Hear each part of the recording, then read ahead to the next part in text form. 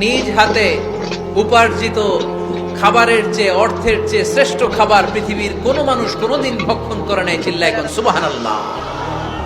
শ্রেষ্ঠতম খাবার, নিজ হাতে উপার্জিত খাবার, ঘাম জড়িয়ে যে অর্থ উপার্জন করা হয়, যে ইনকাম করা হয়, এটা হালাল। আর হালাল খেয়ে দোয়া করলে কবুল করে কে? এজন্য খেটে খাওয়া মানুষ, শ্রমজীবী মানুষ আর মেহনতি মানুষদেরকে বিশ্বনবী খুব ভালোবাসে। তারা বিশ্বনবীর বন্ধু, আর বিশ্বনবী ছিল তাদের বন্ধু। সুবহানাল্লাহ পড়েন।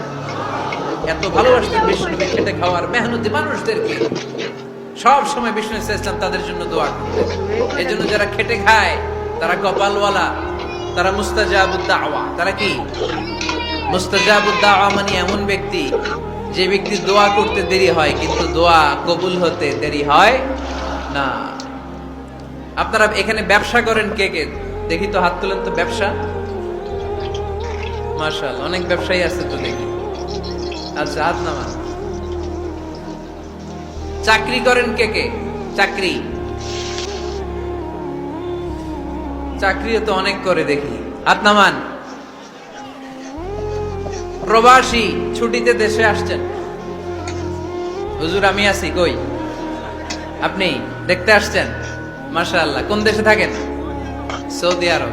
আলহামদুলিল্লাহ। সৌদিতে ভাল লাগে নাকি সৌদি স্বপ্নের দেশ, খাটতে খাটতে জীবন শেষ? ইনশাআল্লাহ। আচ্ছা, ইউনিভার্সিটির স্টুডেন্ট আছো কারা কারা দেখি? মাশাআল্লাহ, হাত নামাও। ক্লাস 5 থেকে ইন্টারমিডিয়েট পর্যন্ত পড়াশোনা করতেছো, অথবা দাখিল আলিম পর্যন্ত, কারা কারা দেখি? মাশাআল্লাহ, হাত নামাও, হাত নামাও। একবারও যারা হাত তোলেন না এবার তারা হাত তোলেন। আন্নেরা কি করেন? হ্যাঁ, বেকার।